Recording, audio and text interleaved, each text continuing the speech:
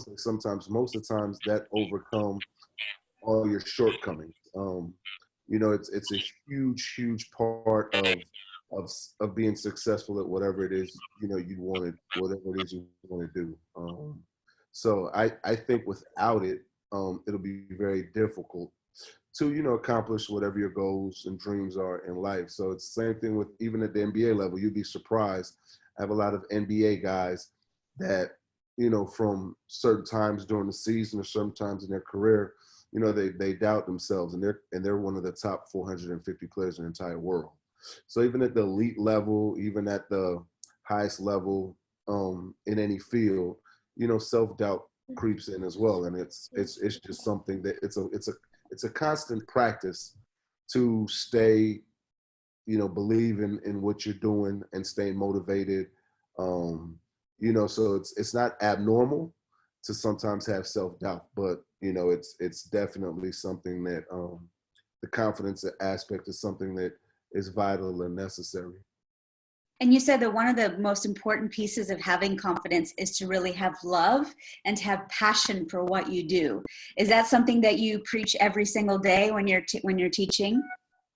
Yes, especially at the youth level. Um, a lot of times, kids are placed in environments that the parents want to see them succeed in. I think it's very important that whatever career path, whatever school, whatever subject matter, it's something that you guys are absolutely passionate about. Sometimes parents want to put kids in situations and relive their dreams through the kids. So that at the younger level, I deal with it more at that stage, right? Once you're at your elite level or you reach your career goals, it's just a matter of staying motivated, rekindling the passion and fire, because sometimes it becomes monotonous doing the same thing day in and day out. So just finding different ways to stay motivated at the when you're older those are the things I deal with at the older level. The younger level is just let's find your path, let's find your passion, your niche, and whatever that is, then we build out. I love what you said that oftentimes people look at somebody else and say, well, they have more talent, or they're taller, or they have more money to be able to get tutors or whatever. And Right. you said that there's one thing that you always have available to you that gives you an edge. And what is that? The ability to outwork.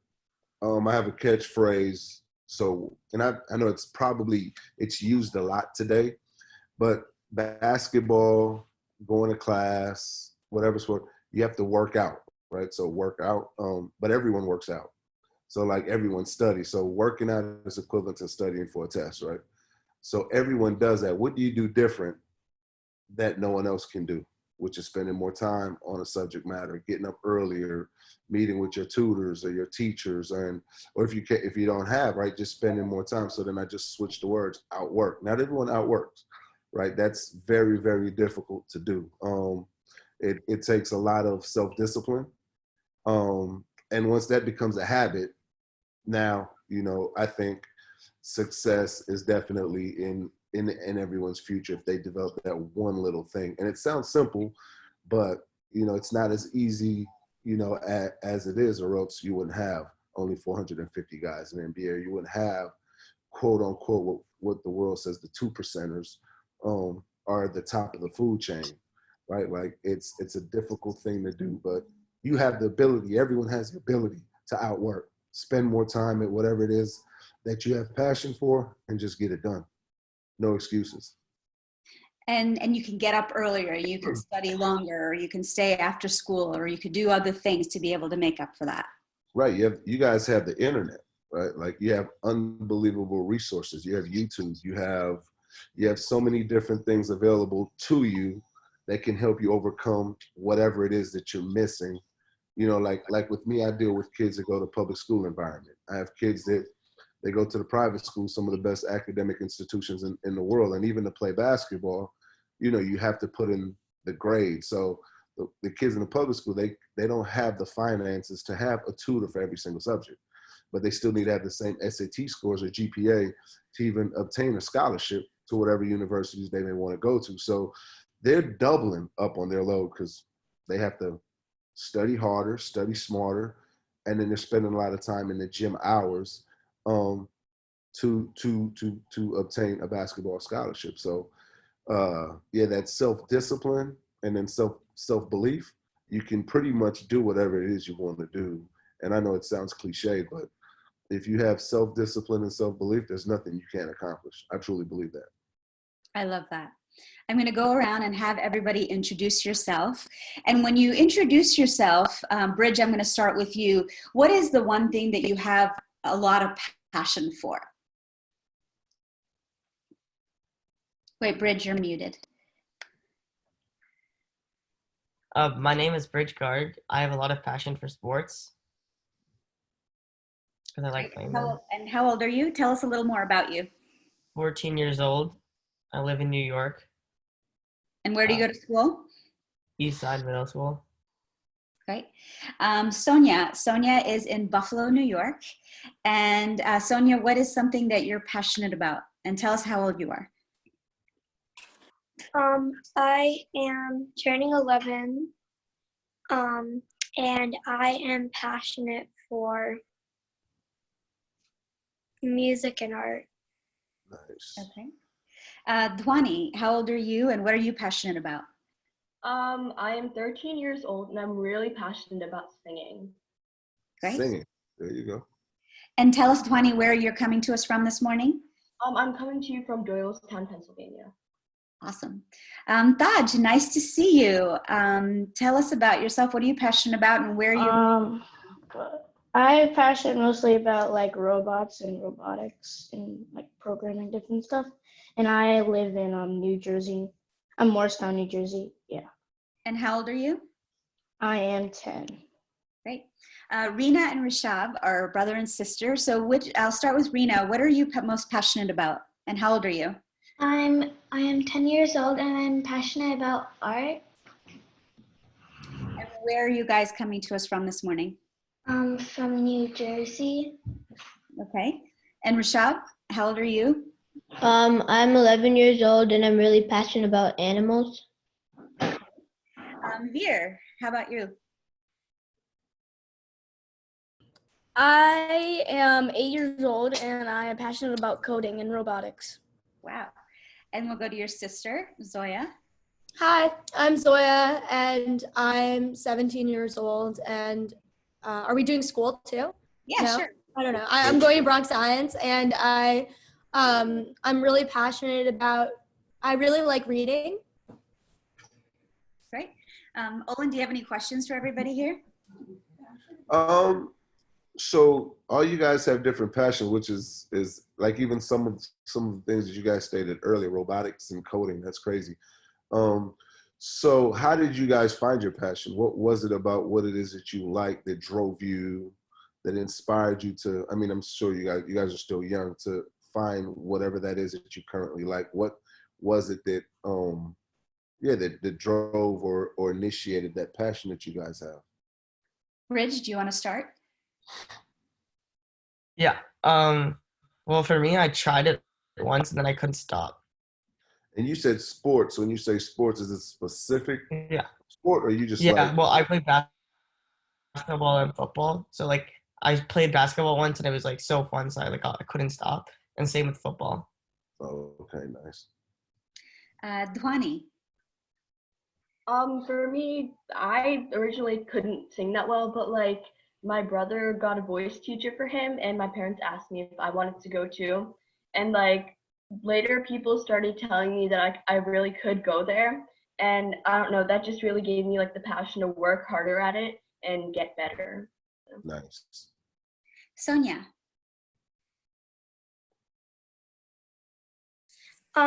So I was introduced to art in like school and like daycare and stuff. And I used to do like art every day and I started to like it. So yeah, and music, I don't know, I grew up with music like when I was a lot younger. Okay. Taj? Like when I was 6 years old, I used to like program like little robots, like really easy to program them because like my dad said programming was like a good skill to have. And then over the years, I just kept getting better. And yeah, that's how. So I'm going to go get my computer cord because my battery is low. But Zoya and Veer, Zoya, you're in charge for a few seconds. How about the both of you share how you arrived at your passions? All right, Veer, why don't you start us off? Yeah, so I started with just coding on Scratch Junior, and then my mom hired me a tutor, and then I moved to Scratch, and then it was really fun because I can code things really cool. Nice. Yeah, I'm gonna slightly change my passion because I'm passionate about a few things, but I feel like one that's really relevant to here is like I'm really passionate about like working out. That's something that I really enjoy doing, and I've learned like different things that I really enjoy doing. Like I've been going running, I think almost every day for a month now. And like, I really just enjoy fitness. And I think what taught me that I was passionate about it was like, I think there was a 6-month period where I was really injured and I couldn't really move that much. And it just kind of made me recognize how much I enjoyed like, you know, getting outside and like being active. And Rena and Rochelle. So I started to color when I was really young and I just made weird shapes and all. I've been passionate about animals since I was really young, and I've been like playing outside, and I've always been like interested in animals.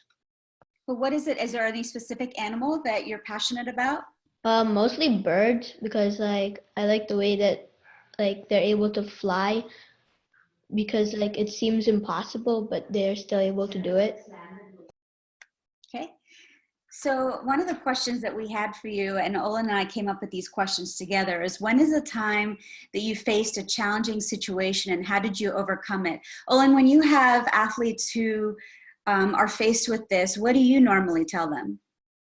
I always tell them focus on their habits, like focus on the process. Don't ever focus on the end result. Like if you're doing something daily and some days you're going to put forth more effort or you may execute certain things on certain days at a faster rate or smoother, you know, just focus on the habits, the process part, and the end goal will always come. So just try to bring guys back down because sometimes they want the end so much that they forget the journey. So enjoy the journey. Remember to enjoy the journey. And what are some of the habits that you're a fan of, especially when you're training for something as high level as basketball in the NBA? My biggest thing, and obviously it's going to come back to the whole outwork thing, is guys that just want to work hard. As simple as that may be, there's guys that sometimes come to the gym and they just want to sit there and just, you know, go at a certain pace. And for me, those aren't the type of players that I like to work with. You know, I've had all-stars in my gym. I've had guys that don't get off the bench in my gym. So if I have an all-star in the gym that doesn't work hard, that's, you know, not pushing the envelope, and I have someone that doesn't play, I will take the person that doesn't play any day of the week. Simply because at some point it'll pan out and their efforts will get them what they want. I don't have time or I don't have the energy to deal with guys that really don't want to get after it. So for me, it's just I guess the will to always want to challenge oneself, right? So like those are the type of play, even at the youngest level. I'm not, it may sound not cruel, but lack of a better term, I don't have time to babysit. So if I have an 8-year-old, not that I'm going to kill them, but I don't care how good a player is. So like people even ask me, why do I still work with young kids? I'm like, well, that's where I started. That's where my passion lies. That's where my passion lies, working with the youth. But if they don't want to work hard, and I know it's just a parent dropping a kid off to the gym to have free time to go shopping, those aren't the type of clients that like, you know, inspire me. I want those that willing to work hard and really get after it. So let's go around and maybe ask everyone when you faced a challenging situation and how did you overcome it? Does that sound good? So Bridge, we'll start with you. Do you recall a time either in sports or at school or a regular situation where you faced a challenging situation and how you overcame it? Well, obviously, starting off on the football team, a challenge for me was I started off on the bench, and to become a starter, you have to work a lot harder than the starters, and then like try to get better than them. So I guess that was my challenge, and I eventually worked harder, and I became a starter. And how did you sort of overcome? How did you go from like being on the bench to playing? Like what did you Training do to harder, overcome it? training harder. And when you say training harder, like what did that involve in like your daily routine? Well, take more time to practice football, and like do more routines and fix everything I'm worse at. Right. Sonia, when did you face a challenging situation and how did you overcome it? So there was many, but this is the one I can think of now. So I was really scared to go talk to this one teacher that I had like a lot of questions and I didn't understand his class. I was like really nervous to talk to him. And so that was my like challenge, and to overcome it, I just like my parents helped me through it, and I eventually went to like his class during Universal Study Hall and worked all our problems through. So we're talking about confidence today. Olin, what would you say about confidence from the two things that you just heard? So the first one was right, getting off the bench. Like, so when you accomplish that one goal, how did that, you felt more confident in your abilities, like that instilled some sort of confidence level, right? So Yeah. now, yeah. And then with you now moving forward, you probably won't have an issue approaching the teacher anymore, right? Potentially. So notice how little things that you do on a daily basis. So it's the little things you do on a daily basis that constantly fill your cup of confidence. Like, so once you realize that, oh, now moving forward, you probably won't have any hesitation to go speak to a teacher. And when you're not playing or you're not getting minutes, you kind of have the formula that it takes to, advance in your coach's eyes, whatever coach moving forward down the road you may come across. So it's confidence is like, it's little things we do daily, little things that we do daily that we overcome. It's not one big thing, right? Like, it's like talking to a teacher, right? In some people's eyes, that's a real simple thing.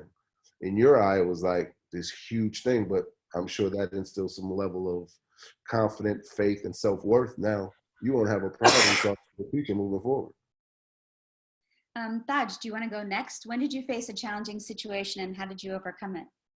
A big challenging situation was one time, like when I was learning how to code. Like before I went to Python, I used to always code on Scratch. And then one big challenge was me transitioning from Scratch to Python, which is like actual typing in the numbers and all these commands. And then that was challenging because Python I found harder than Scratch, but then I just overcame it. And so what does that demonstrate, Olin? Like he transitioned from one platform to another. So it was challenging, but it didn't seem like you had any sort of self-doubt, like moving into that new arena. So for me, just speaking to you, you seem very confident, and because this is something you're obviously really passionate about. You started at 6. So with you, it's not lacking confidence in this moment. It's just, you're just gonna, as you move up, you're just gonna have different obstacles you're gonna overcome. But I don't think you have a lack of confidence in your current arena at all. Twani, do you want to go next? When did you face a challenging situation and how did you overcome it? I had auditions for my school musical. That was the first time like I've ever really sung in front of other people. And like the time I got on that stage, it was like I wanted to run off right away. But I guess like my friends on the sidelines just told me I could do it. And I really had to trust myself. So after I did that, I think I just went along with it and I did my best. Nice. Olin, do you have anything to say about that? Well, see, it's funny, right? That's where passion come into play. Because I'm I consider myself a confident person. I would never get up on stage, ever. So it's that's your passion. So it's something that you have to do and you overcome. So we all, which is funny. Like I play basketball in front of 30,000 people, but getting up on stage, like that's not something that I feel confident in. So. Rishab, when is a time that you faced a challenging situation and how did you overcome it? So when I transitioned from one school to another, like all my friends, like I had to leave all my friends in one school. And when I came to the new school, like everybody was like, I had to make new friends. And it was like kind of hard. So what did you do to make new friends? Well, I tried to be nice to them. Sometimes we fought a little bit, but now they're pretty much my friends. So we have another situation, Olin, of someone transitioning from one place to another and finding it challenging and trying to make friends. Right. I think that's a challenge for a lot of people. New environments, the unknown. The unknown is always scary. But being a good person, being a good human being, caring for others, you'll always attract, friends. So once again, it's just, having self-belief in who you are as a person and realizing that, I'm a good person and I'm going to attract new friends, and your old friends aren't going anywhere. So, it's crazy, right? How in all these areas of your lives and different avenues that we're referring to, how a level of how confidence just comes into play. So, if you know who you are as a person, you'll be fine in whatever environment you put yourself in. And Zoya, when is the time that you faced a challenging situation and how did you overcome it? I was running for my my class president, which actually happened like 2 months ago. And I also consider myself confident, so it wasn't actually putting myself out there that freaked me out. It was the change in like plans that I had to, develop because it all became online, because I had gone so long thinking, oh, like I'm going to deliver this speech here, I'm going to do this here. And then it was like every plan that I had, like sort of just, yeah, thank you, Barry. It just sort of fell apart. So I think what was particularly challenging was like adapting to the new circumstance, which I think someone was just here talking about, like going to a new school and going to a new environment. So something similar to that, I think. I imagine, with athletes that, Olin, they're playing in different stadiums, they're playing in different cities, that change is always going to be there. So what is the one tip that you offer when people are constantly facing new variables in different auditoriums and stadiums and cities? What's the one? Their self-belief. It's simple, right? And we're going to probably beat this to a pulp, but just having self-belief. That's the biggest thing. Like even in my avenue at my age, there's sometimes doubt creeps. Like if I have to like sit with one of my players meeting new agents, so going from a gym with sweats to now having to wear a suit and tie and be in an environment with these agents that they have control, not control, but they take on these $1 million entities, and we have to make sure that we're not only pitching our guys the right way, we have to make sure we're making the right decision to even go with a certain or particular agent. So, sometimes that can be a little nerve-wracking because if we choose the wrong person,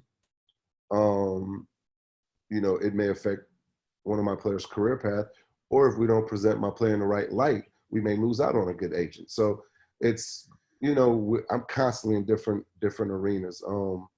On a daily basis. But once again, it's just self-faith, self-belief, and then realizing that if you're, I believe this, if you're a really good person, whatever you throw out in the universe is going to come back.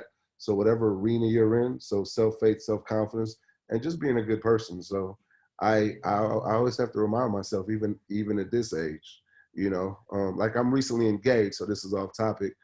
And sometimes it's like at 44, I can't believe I found this woman. And my mother always told me, well, you're a great person. You deserve love, right? Like, so even in that realm, in that area, it's like I have to have belief in myself that, oh, I deserve this. Sometimes it's like, wow, I can't believe that, the person that I'm with, that, because we're like best friends. So it don't matter what arena you're in, what part of your life, what just having self-faith and self-confidence and being a good human, I think, sky's the limit. Congratulations on your engagement. Thank you. Thank you. Rena, you're up next. When did you face a challenging situation and how did you overcome it? So sometimes in school they put our artwork on this board, and sometimes I accidentally put two colors in the same area and it never looks good. So I always split my artwork into different parts. And what was the challenge there? The challenge was like trying not to put them in different parts because like turn out to. So I'm going to go around and ask everyone about a time when they felt like they didn't have confidence in something. Oh, wait, Veer, I'm sorry, I didn't ask you. When is the time that you faced a challenge and you had to overcome it? Oh, I was coding, but there was a lot of things I didn't understand. So I started working twice as hard and studying it every day. Yep, so you're talking about a lot of the things that we're talking about here. All right, I want to talk about failure, because we all know, Olin, that failure is a big part of success. And when you talk to kids and you talk to athletes about failure, I think we come at it like we come from a culture where failure is just not even acceptable, but it has to be part of the process, doesn't it? It's a huge part of the process.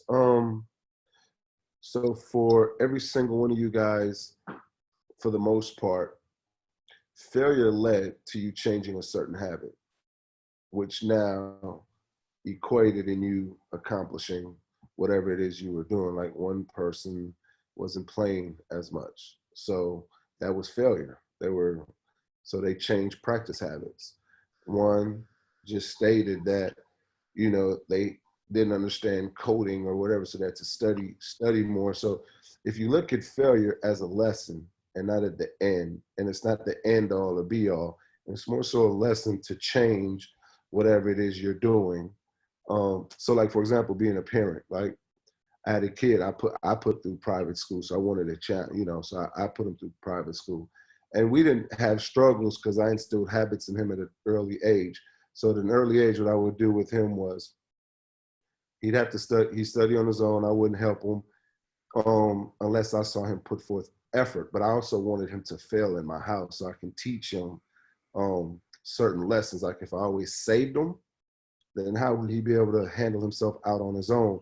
So if I saw him studying and putting in the hours and he came back with a grade that we really didn't want, I would never get upset with him. I would never, punish him or whatever the case may be. That allowed us an opportunity to say, okay, let's change your study habits. Because he's putting in the hours, he's putting in the time, there's just something missing. So, it allows you to change habits so you can now be successful. You reevaluate yourself. So to me, that's all failure is, an opportunity to reevaluate yourself. So let's talk about failure. Bridge, I know that you had answered this question a couple weeks ago when we did another leadership workshop, but when you failed at something, well, let's talk about that first. What's something that you failed at that you remember?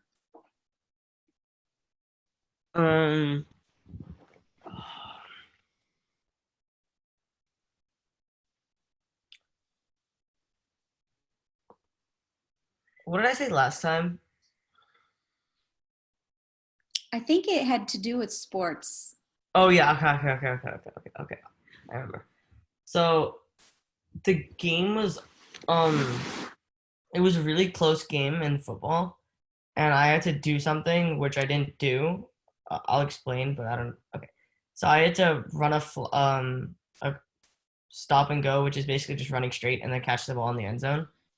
And I didn't run it well enough, so it wasn't a touchdown, which we needed to win that game. So I failed.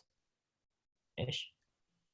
And so what steps did you take to recover from that? Because that must not have felt good, right? Yeah, I practiced the thing I failed at like over and over again until like I figured out how to do it really well. So I wouldn't fail at that in the future. But Olin, I bet that there are times when people fail and they get really in the dumps, like they get really depressed. So what do you tell them when to kind of pull them out of that? The funny part is I like that. I like when someone take it to heart, because if you do take it to heart, now we know it's your passion. So I allow them to sit in it for a little bit. But you know, then it comes a point where we have to regather, recoup. I'm not one of those guys. Like, I love kids that get angry. You know, like in today's society, I think we live in a popcorn generation simply because of the tools that these kids have access to. The internet, YouTube, like everyone wants it now, wants it fast. That I don't see kids getting upset when they don't accomplish something. It's just like, hey, okay. So I actually like it. It's welcoming. So now I know you have that desire. And if you have the desire, you know, we can work. So I welcome the frustration. I welcome the agitation. I welcome, you know, guys getting angry and upset and getting down, because I know I can work with that. We can work with that. Someone that doesn't care, yeah, there's nothing that we can do. So it's not, I don't know if I'm answering this correctly, but it's not a bad thing, right? Like, I actually welcome it. And it's a good sign if you get frustrated. It's a good sign if you get angry. It's a good sign if you get down, because you know that's something you're really passionate about. So I welcome it. Now, we can't sit in that area for too long. We have to move on. We have to regather, recoup. But that's actually, you know, a really good thing, I feel. Thaj, I'll come to you next. When's the time that you failed? One time that I failed, so I was like, this was like one of my hardest robots that I was making, and I was programming it a lot, and I put a lot of time into it. And then one time, and then when I tried to do it, and it didn't. I tried to play the program, and it didn't work. So I kept on trying it over and over again. And then I looked through the code because I really wanted to see it. Well, it was like standing up on wheels, so I really wanted to see it do that. But then I just couldn't find out. So then I got a little bit mad, and then I took a break. And then I came back, I'm like, I had to be calm, and then I just looked through it, and then I figured out that I plugged one of the wires into the wrong input, so it couldn't move the wheels, so that's why it didn't work. I bet taking breaks, Olin, is like a really important piece of success too. Vital. Yeah, you don't want to overburn. You know, you don't want to, you know, there's, especially in like sports is different. Sports, you get physical and mental burnout. In other stuff, but to me, mental burnout is the worst. You know, physical is just a matter of taking a nap, eating, hydrating. You definitely need to give yourself, you know, time off, give yourself a break, give yourself an opportunity, you know, to also enjoy the little successes that you are having along the way. It's okay to celebrate little successes, like, you know, learning a new code, like staying in that moment for a second, right? And not just moving on to a new code and then moving on to a new code. Yeah, because once you get that mental burnout and that mental fatigue, that can definitely like stall your growth. So yeah, you know, it's like your parents, right? Like, oh, I need a vacation. You know, we need to step away for a little bit. We just can't work 365, 24/7. And then also, you know, we're coming home to the house and taking care of the house responsibility. So you need to give yourself little vacations throughout the year from whatever it is you're doing. Dhwani, when is the time that you failed? It was for field hockey tryouts. I was trying out for an indoor field hockey team, and everything was going well until we were starting like our scrimmages, and I sat out for 3 games in a row. And I don't know, it got to me because I had no idea what I did wrong, and it just made me really angry. And when I got home, I asked my friend to come and practice with me right away. And obviously I was really angry because I broke my stick.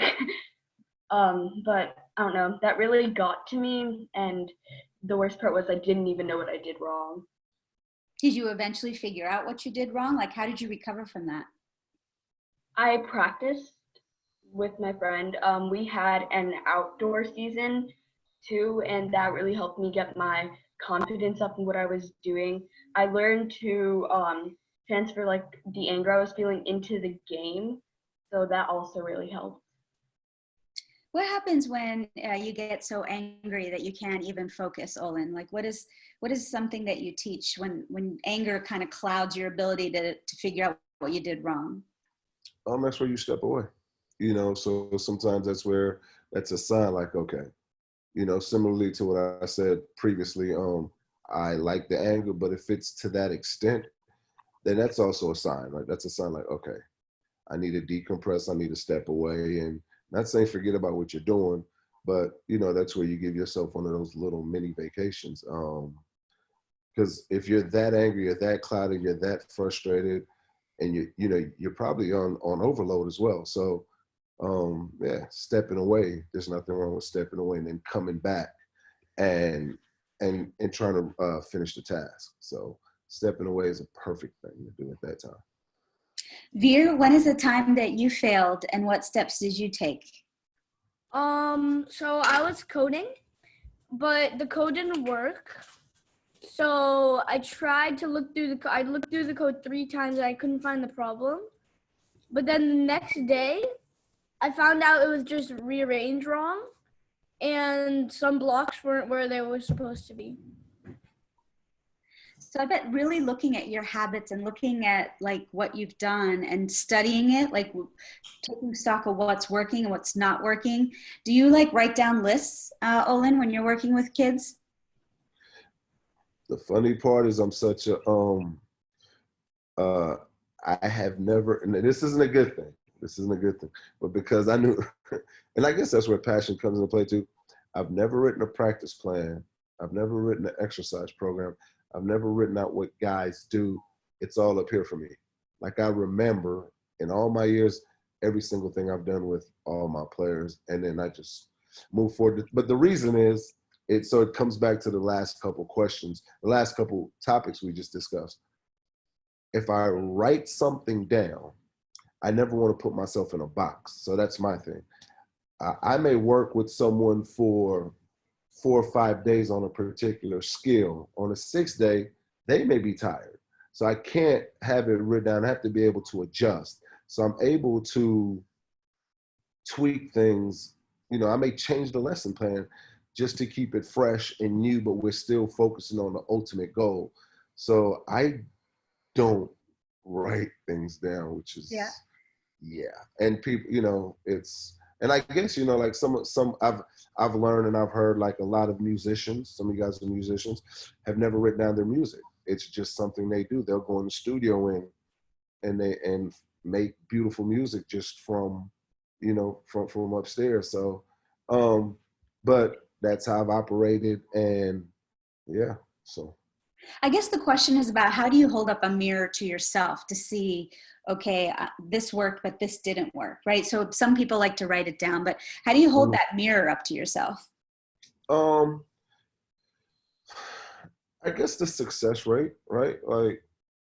Like I live in an arena where analytics is the end all be all.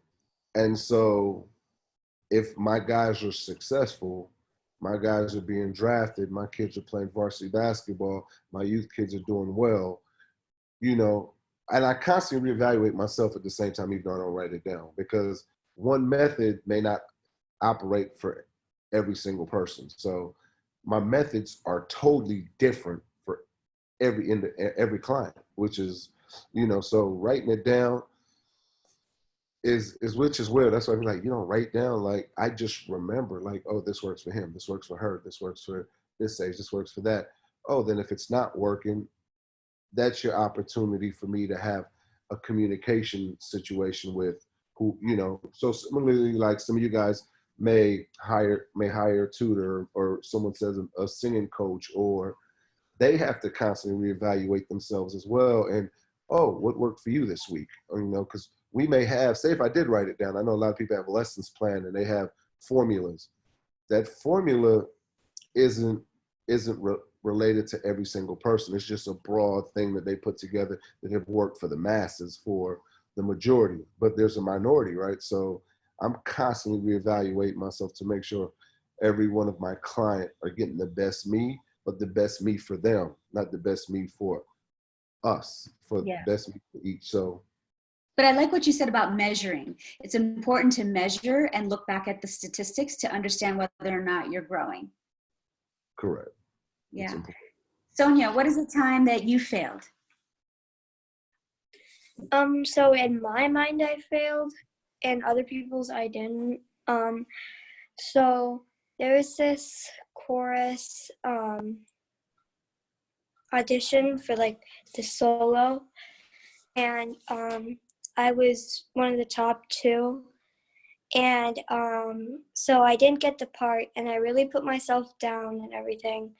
Like I bring myself down like a lot when I don't even realize it, and like then my parents are like, you have to overcome it somehow. You can't just like keep putting yourself down for that one mistake you made.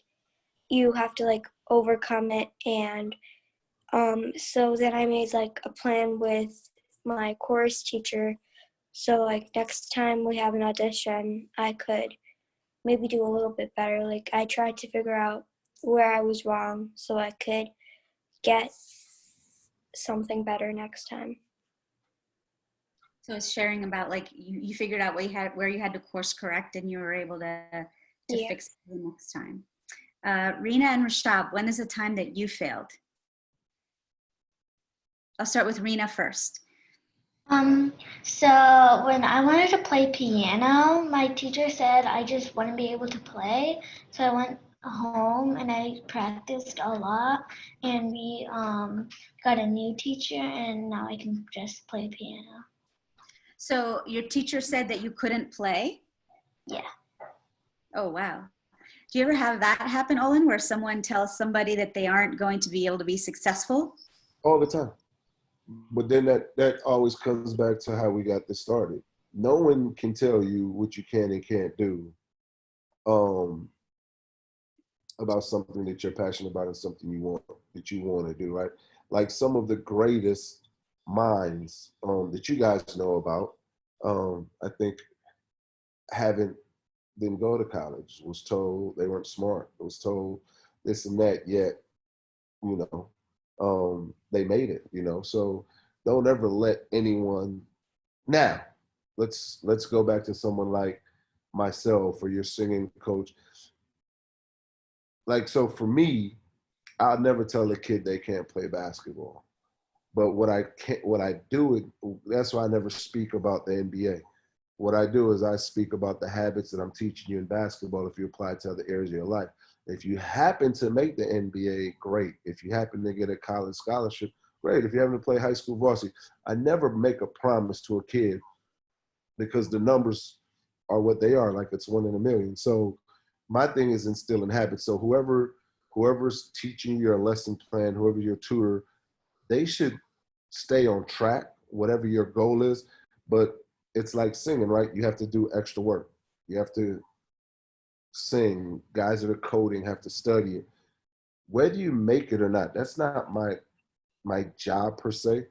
My job is to give you the best chance to make it. But during that time, I'm teaching you things along that journey that's going to help you in other areas of your life. So I would never tell someone, and no one should also tell you, and nor should you listen, that you won't make it. Like it's one of those things that annoys me and upsets me. So yeah, just stay on course, stay in your journey, enjoy the process, self-belief, self-faith, and yeah, there's going to come obstacles. And people develop at different rates too in different times, right? Like, I don't know if you guys know who Anthony Davis is. He's one of the top NBA players in the game, top 5. He was like 6'1", 6'2", all the way till his junior year in high school. Wasn't really being recruited. He grew like 9 inches that summer, and then he became the top player in the country. we all have different learning curve. We all have different paths. We all have where we absorb material differently. Like one day, the young lady that's a singer may be singing, crack voice. She'll wake up 2 months from now and sound like Adele. You know, like it's just one of those situations where you just have to continuously put forth the work and understand your journey is always going to be different than someone else's, and no one should be able to take you off that path. Yeah. Rashab, what is a time that you failed? So one time I failed was when I was biking, and when I was biking, I fell over, but I overcame that and I just got back up and I continued biking, and now like I'm able to do a few stunts even. Wow, a few stunts. Great. Zoya, did you go yet? No, I didn't go yet. I was trying to think of which one I wanted to talk about, but I guess one time that I failed was when I'm a tutor for this like organization that helps kids get into magnet schools in the city in the Bronx. It's like something I'm affiliated with and something I work all my summers at this program. And last summer I was one of the head tutors, and I had developed this like general plan that should I call you Mr. Simplis, Coach Simplis? I'm not sure. But he was speaking about how like developing a general plan doesn't always work for everyone.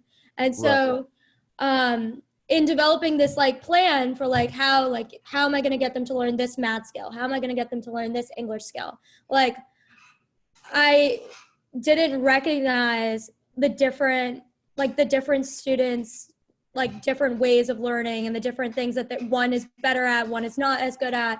And like over time I figured it out, but I feel like I probably would have been a little bit more successful last year had I had like not developed such a general plan. And I was a little like, and I did get a lot of students in this year, but I didn't get like particularly as many as I had like hoped, you know. It's always disappointing when you can't like help someone who's so passionate and like wants something so bad like get there because like maybe you didn't give enough, maybe you didn't do the habits, and you know it's a weird thing. But I think that definitely related to me, the general plan thing. I feel like a theme that's coming up across the board here is that sometimes we're really hard on ourselves. So what's some advice for people then when they're just kind of beating themselves up a little bit too much? You know, it goes back, enjoy the small successes. You know, like you just stated that you wish you would have found a different way sooner so you could have helped more people. Or you can look at it like, I went through this learning curve, so moving forward, because I found this out early, I'm be able to help more people in the long term. It's just how you view, and not even failure, right? Like, let's not call that a failure because, you know, you're out here helping people and so forth, but it's how you view the obstacles or how you view the learning curves or how you view, you know, certain paths.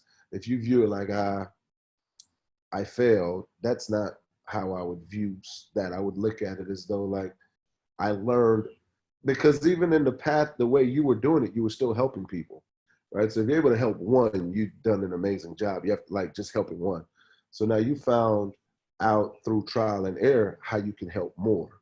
So that's a success. That's not necessarily, so we have to enjoy our small successes.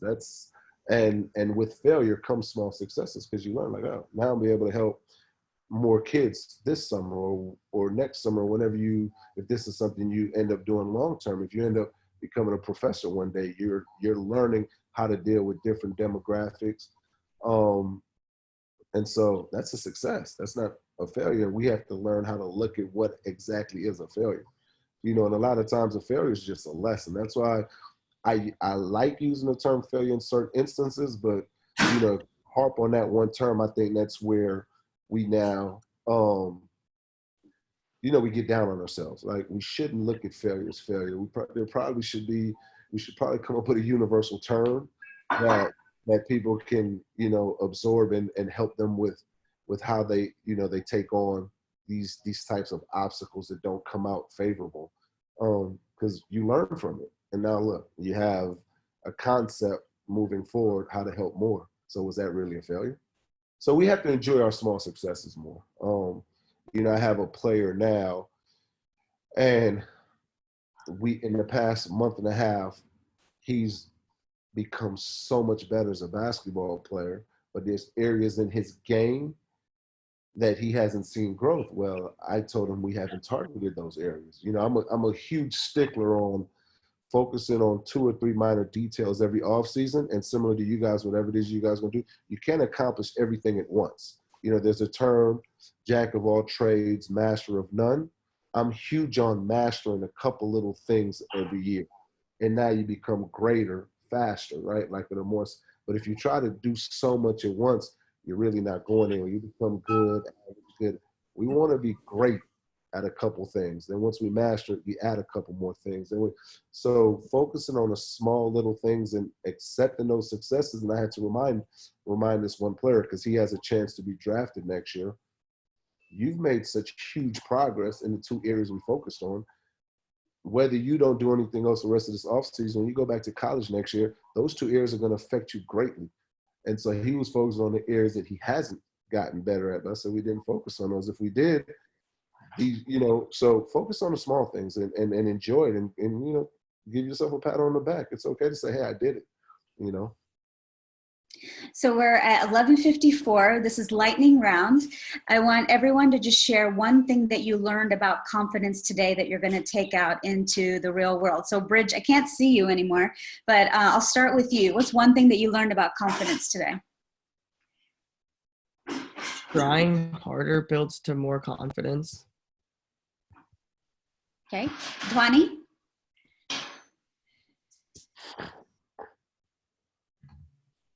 Sorry. I learned that you have to take like a risk sometimes to like go and do like things better. Taj? I learned that if you want to be successful, then you're gonna have to go through you're gonna have to fail to be successful. You can't just be successful and that's it. Like there has to be like something that tries to stop you from doing that, but you still have to keep going to. You have to learn the lesson too, right? Yeah. Sonia? I learned that you can't bring yourself down. You just have to like focus on the things that you accomplish. Ria. I'm calling you the wrong name. Ria.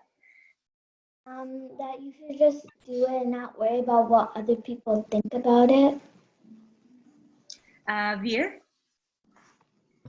What did you learn today about confidence? If you okay, just go. If you believe in yourself more, then you're gonna have more success.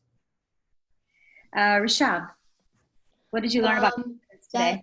That you shouldn't have a lot of self-doubt. Like you should believe in yourself. And Zoya? I learned that like confidence really does come from yourself. Like you can't really depend on other people to give you confidence. Like if you really want to be confident, you have to like believe in your own passion and like believe like in what you're doing. Great. So Olin, any last thoughts for this group? Yeah. So I have a thing that I do with a lot of my players, and starting at your age, is that it may sound really simple, but I ask each kid to print out a map of the entire world, like a blank map, not with the river, states, just an outline of just the world, a blank map, and put a dot, a star on where you live. Put one on your fridge, put one in your notebook, whatever it is, and the surrounded white area is your competition. So that puts in perspective, like what it is you want to do, like why the term outwork is so important to me is that you can see every day, because this is such a huge world and you're competing on a daily basis, right? So you don't have a chance, you don't have too much opportunity to compete against yourself. You don't ever want to compete against yourself. So that's where anger, self-doubt, there's too much competition in this world at what you're trying to get at. that you don't have time to compete against yourself. So I tell each one of my players' kids, print out 2 maps. And it sounds real simple, but if you're looking at it every day and you realize the white surrounding area, all the states, districts, countries, because, you know, we live in a universal world now, right? Like, you're competing against everyone, especially in my field. Basketball, it's not just the states anymore. We got European players, players from Africa. Like, we have players all over. So that one little dot, put a dot on that map, have it on your fridge, and you look at it every day and realize why it is every day I got to do something towards my goal. Whether it's just one step, a half a step, an inch towards it every day. And, you know, that kind of like, it's weird. It lights a fire. Like, because if I'm looking at it all the time, I go to the kitchen, or if I look at my notebook, and that's your competition. It's your competition in singing. It's your competition in coding. It's your competition in football. It's your competition in the arts. It's your, how can I become the top of my field? And after just outwork that entire map every day. So, you know, that's something that I tell my kids to do. And it's simple, but when you look at it and you continue to look at it, you're like, it does something to you.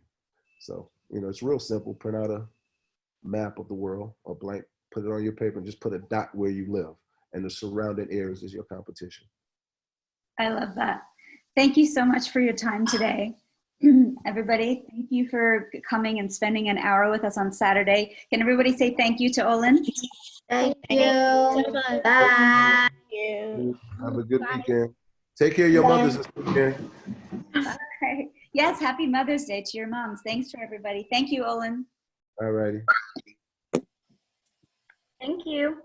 So confidence is important.